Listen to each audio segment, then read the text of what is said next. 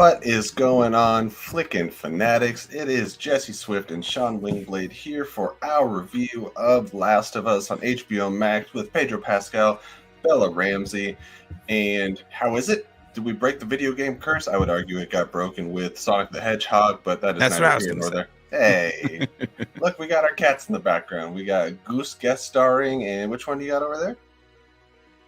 This is Gray, who was gray when she was born, and now she's very white.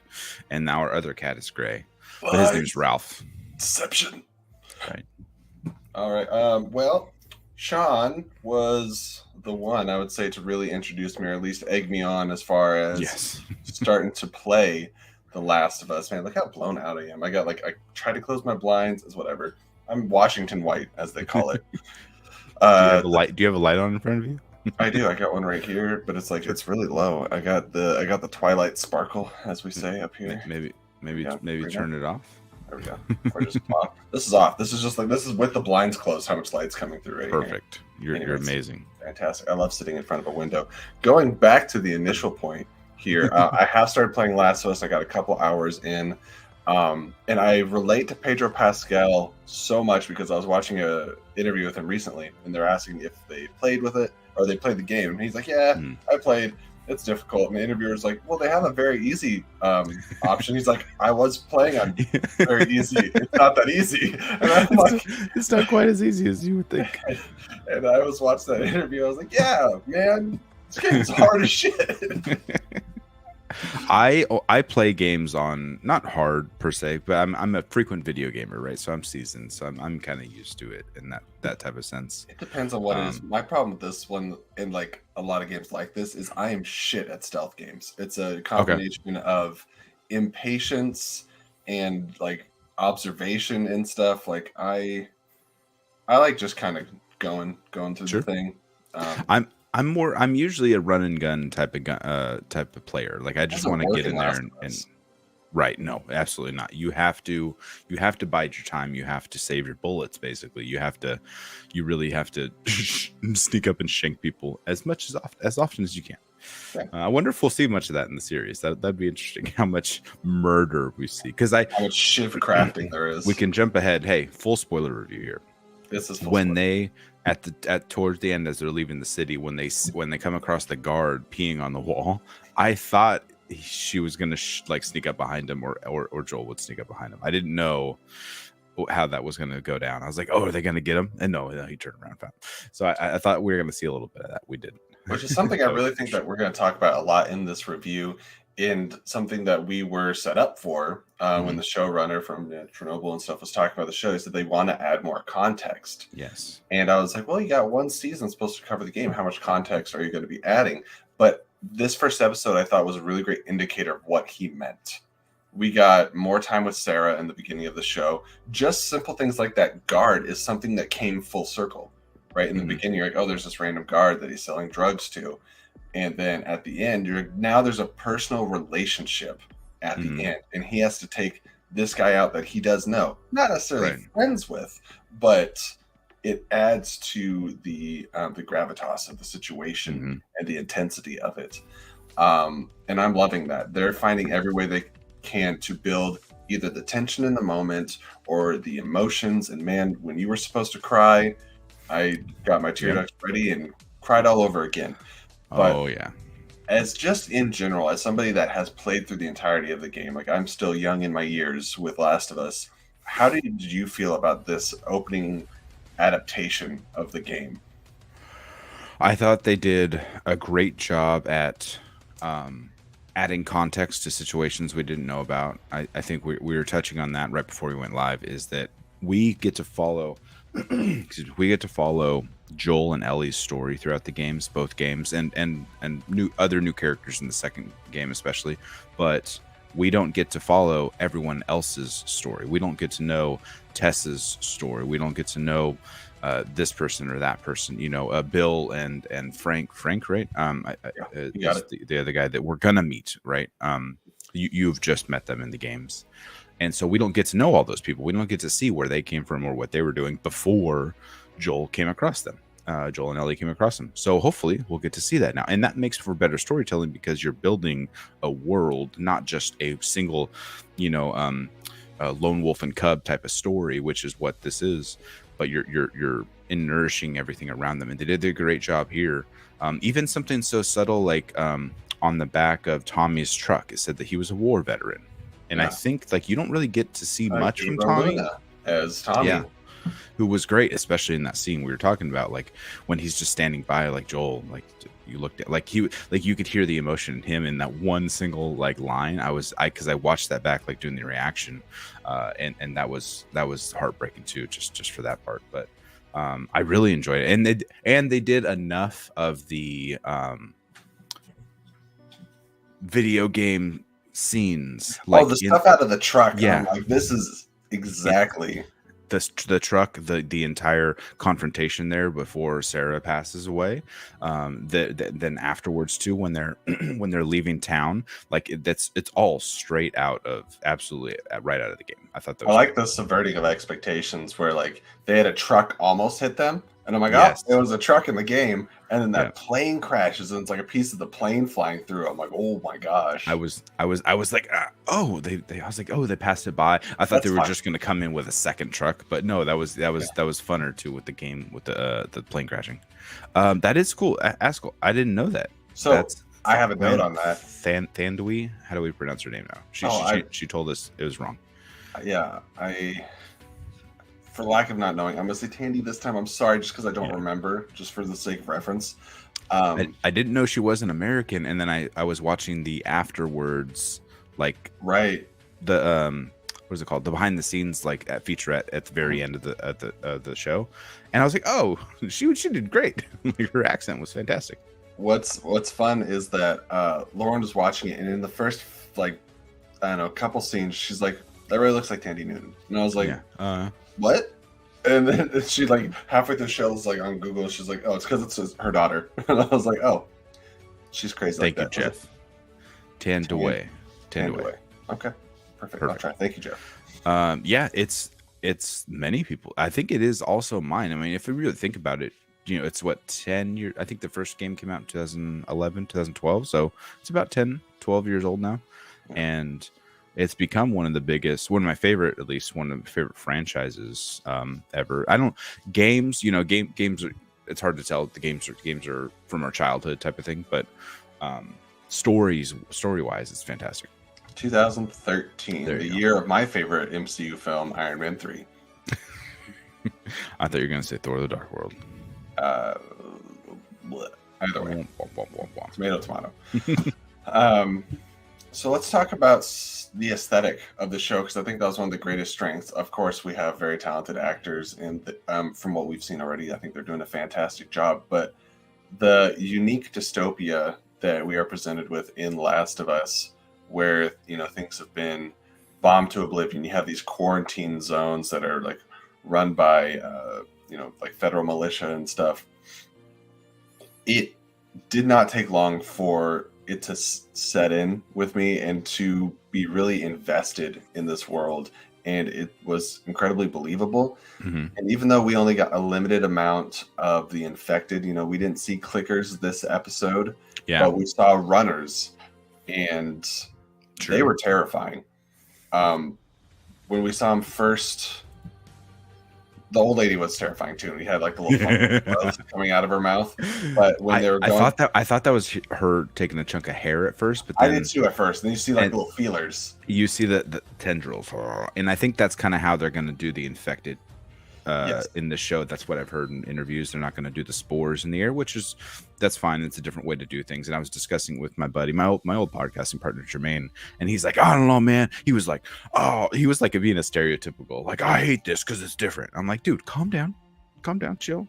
They have to change some stuff up, and it may be for story reasons. You can't have all these people, all these beautiful actors wearing gas masks everywhere they go, just to sneak in and out of buildings. Yes. And what I was going to say about the runners is when they were going through the city, and there's that one that's like chowing down on somebody, and just the quickness of the way like it like stood up straight. Lauren obviously has even less experience with the games than I did. Right. She's like, "Oh, it's some World War Z shit," and I was like, "Yeah, they're not slow. No. These guys are not slow." They're very much the 28 days later fast zombies. Like you see that twitches in their head. They're like, like, oh no, they're listening. They can hear everything you're doing. And I love how much you can tell that they're basically being ran by like a parasite or a fungus, because the way the bodies just get thrown all over the place. The one that was chasing like ran through the diner, just like got bodied into the table and kept going. I was like, oh man, they're terrifying. It's very scary. Absolutely. A really good job adapting the details, like we were saying, so the things with the trucks. And I love that we're going into the backstory a little bit more with Tess, and we get introduced to Ellie even earlier in the show than we do in the game. Yeah. We get to see like what she's been doing, where she's been held. And I love that when we do the 20 years later, what they did with the kid there. Yeah. I was like, what are we doing? Who is this kid? Yeah. And we see that it could really be one of two things, just focusing on the brutality of it. Or do we know if maybe this kid might have been immune?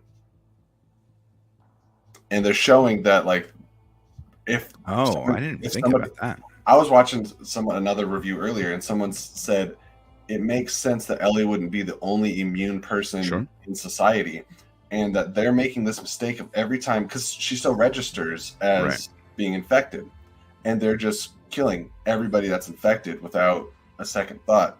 Yeah. But this kid's been walking for who knows how long, and other than looking a little haggard, there's no symptoms that we can see. Right. I didn't even think about that. I mean, I don't know. I could be wrong. I don't think Jeff, you're still in the chat, or Cheryl. I don't know how far you played in the game. I don't know if they ever touch on that in the game, to be honest. In which they could add to the story, because it would make total sense of the show. Is exploring other immune people, like, hey, wait, give him 2 days before you shoot him, like put him in a room or something like that, right? Chain him down. And maybe the reason that Ellie is so important is she's the first person that somebody set aside to find out, right? Which could be possible discovery. Yeah, and we can jump ahead a little bit, but the reason Ellie survived meeting up with the Fireflies because Marlene said not to shoot her, because Marlene has a backstory with her. I don't remember that part. I don't remember Marlene and Riley and Ellie having a backstory. But I could be wrong. It was a DLC, so the whole scene between them, obviously. Yeah, the whole scene between them was like, I put you in that military home, or it was a, for orphans, this, that, the other. I don't remember, but that could be good for me. So I'll see it fresh when they tell it in the show.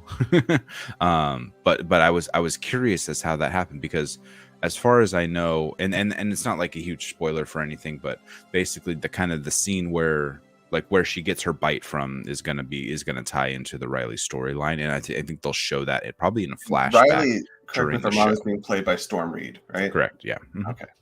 Yeah. From Suicide Squad and Wrinkle in Time and other things. She's in Missing. It just came out, I believe. Yes, that too. As well. Spiritual sequel to Searching, was it? I believe so. Anyway, I didn't see either one of them, so I have no idea. I had a point, and I do not remember something about the flash forward. But it just really adds to the brutality of it was the Fedra, right? The Fedra, the military occupation, basically. Hey, what's up, Derpy? What's up, Cheryl? We also get some insight with the Fireflies, which again, other than Marlene in the game, at this point, we don't really know anything about other than that she's involved. Correct. Yeah. Well, that she is in charge of the Fireflies themselves. Right, or at least that sect of them, right? Or the Boston Fireflies, basically. There's maybe people listening to controls. Yeah, that could be true. I was thinking the same thing. There's people, missing all their fingers, and I was like, I wonder if they got bit in the finger and they just chopped it off. And maybe they survived, because if it is if they are doing like a tendril type of thing, Yeah. So maybe it doesn't spread. Maybe you can see it spreading over time. You can see it like growing up your arm or something to that effect, or your foot. That could be a interesting story point to go off of, to really change it up from the games too. Because maybe one of our main characters could lose a limb or something like that. I don't know. That'd be interesting. I love all the things that they're adding in the show. Like I was very curious after like 80 minutes what our end point was going to be of the first episode. Right. We actually ended up being not as far as I thought we were going to be. So we still have a ways to go, which is great news for me, because if I'm only playing the game like once or twice a week, I can stay ahead of the show until I get completely stuck and frustrated and throw a controller. I was concerned. I started to get concerned that we weren't even going to meet Ellie in the first episode, because to be honest, I thought that. I mean, the way if I was a showrunner of any kind, like I would have broken this into 2 seasons. I think there is a dividing line somewhere towards the middle of the game, but maybe I'm misremembering, because you start to meet other characters who are worse than the clickers. Human characters, much like the Walking Dead. Like you start to meet people who are just terrible people, cannibals and that radio guy even says it. He goes, there's cannibals, there's rapists, there's this, there's that, the other, you know. And you still think Tommy's safe? Right, exactly.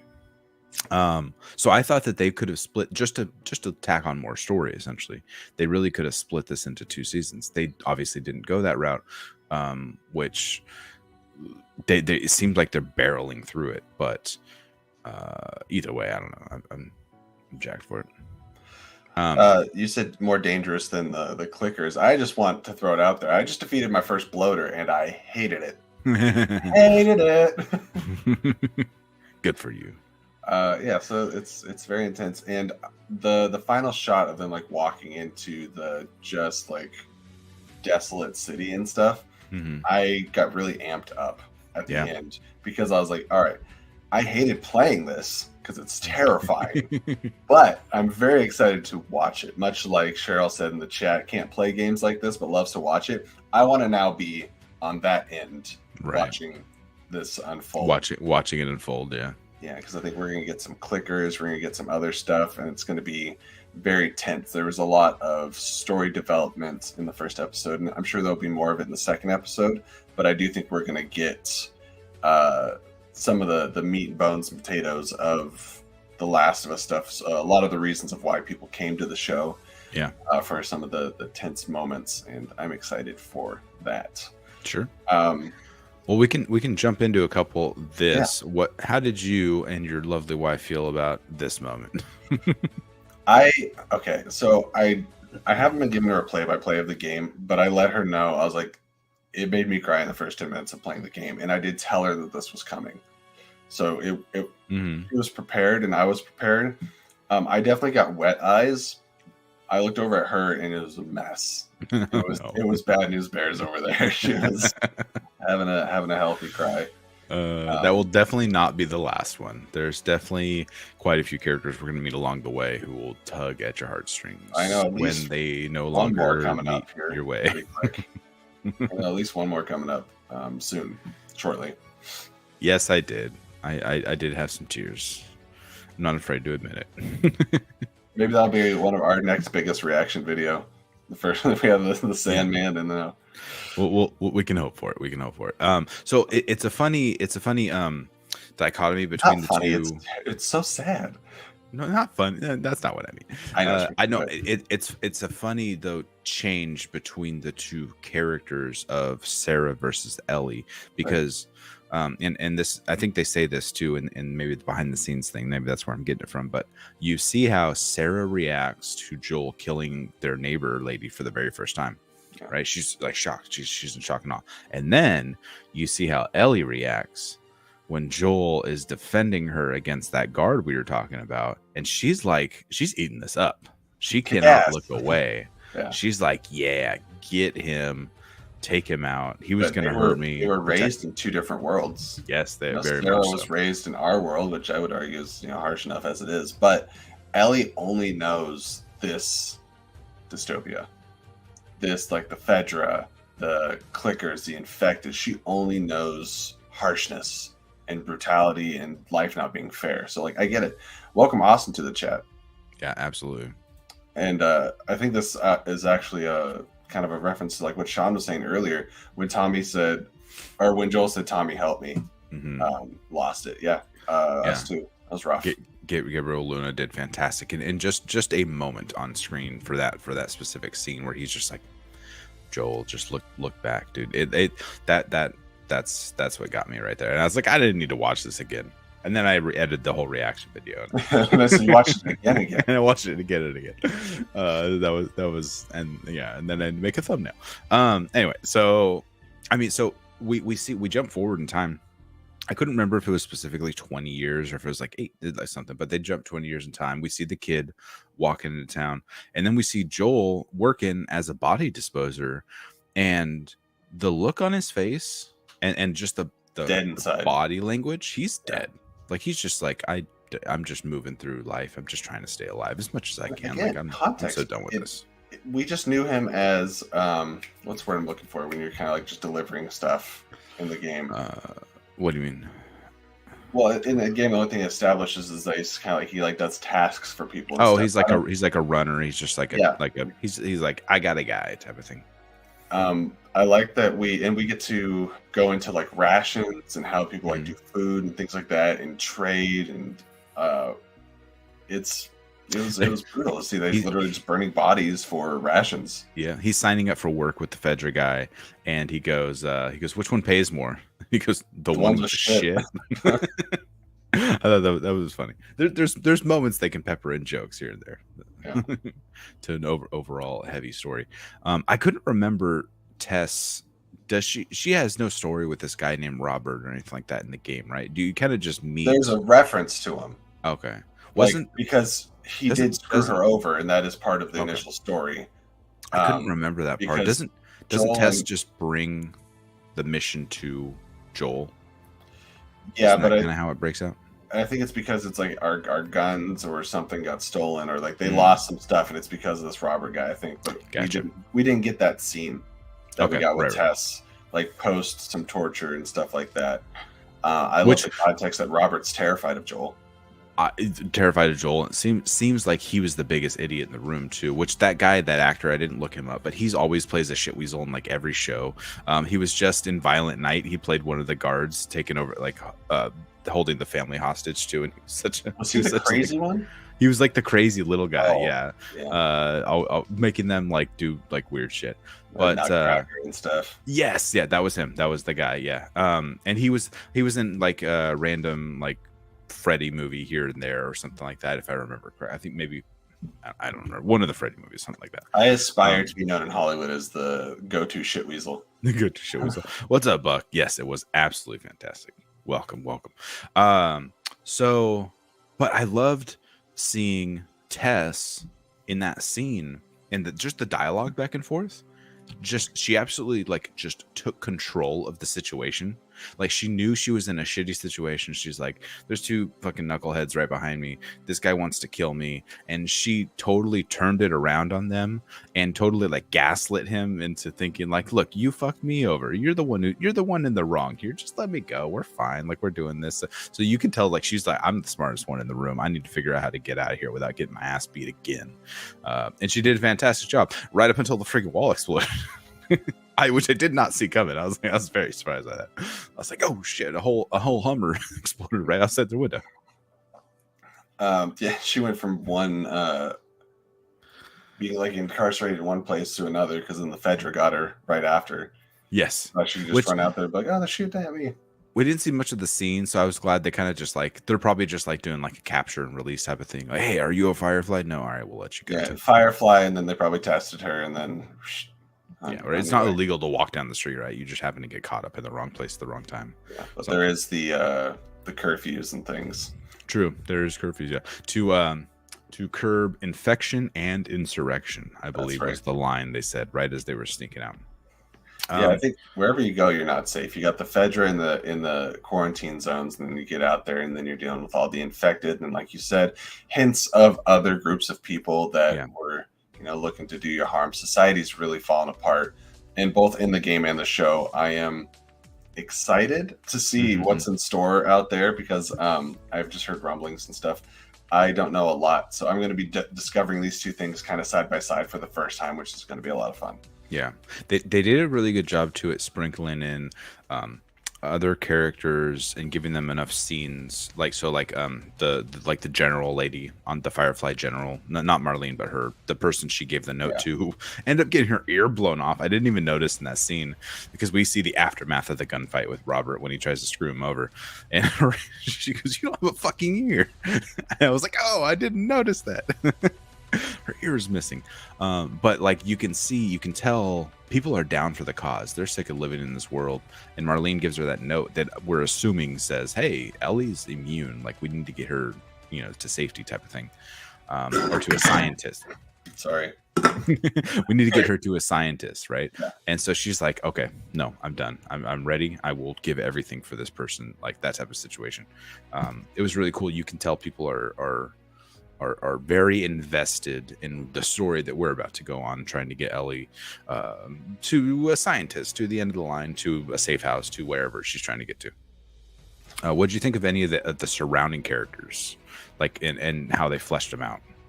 I mean, I think they all did their purpose to a great degree. Some stood out more than others. Obviously, Gabriel Luna as Tommy, and I don't mean that to any disservice to the actors. When I say they did their job, I mean they did their job well. They're not stood out. Like a couple episodes from now, I'm not really going to remember a lot of the side characters that were just introduced, but I think it was enough to get us invested in the overall entirety of the story. Yeah, and I'm looking forward to new characters. I love things that we know are coming down the pipe, like Nick Offerman and I don't know who else, but yeah. Perfect. Right on. Well, yes, Cheryl, we have cats over. That's why you come to Flick and Reel, for all the cats in the background. Cats who hate us, but who we try to look. She doesn't even want pets. She's like, "No, get the fuck away from me." Anyway, we've gone long enough, far enough. Yeah, my cat. If you watch back our last video, it looks like my cat wants to murder me the entire time. I thought that was funny. Anyway, thank you for coming. Thank you for being here. Thank you for watching the show too, because it's very exciting to actually see a good adaptation from video game to film, TV, whatever. This is the right medium to do. When you have these massive 40-hour, 60-hour, 80-hour games, sometimes you can't wrap that up in a movie unless you're planning on doing a trilogy or something. Like you just can't squeeze that down. For my money, this is perfect to be adapted over. I would love to see Zelda or Metroid. Like there's so many here's stories you could bring in, but I'm glad they did this one well, because there's a massive fan base and a massive hater base too. If you pay attention to the dialogue from the second game, it was disappointing. I want to agree with you really quick and just add that I think that games that already have established narratives that are incredible, things like God of War, Last of Us, stuff like that, I think it absolutely makes sense. I think the things you can get away with is what they are doing, stuff like Sonic and Mario that are not narrative heavy, that you can tell kind of any story that you want to and just have these characters pop in and out. Great, do a 2-hour movie. That's probably the way to go. But when there's something established that's just already so incredibly cinematic, so well told, incredible voice actors, all that, the whole nine, do this. I would love to see a Red Dead Redemption adaptation, because I played that game 3 times through. The Red Dead 2, I went back and watched I never played the first one. I went back and watched the cinematics from the first one. I would absolutely love to see that. And then also I cannot wait for Mario. As much as everyone's making fun of Pratt as the voice, it looks really fun, and it's perfect in an animated form for Illumination to be doing that. So we have a riches of fruits. What's the term? Embarrassment of riches. Embarrassment of riches. Yeah, you got it. Perfect. So much stuff going on. But thank you for being here, everyone in the chat too. Thank you guys for stopping by, and we'll see you on the next one. Peace.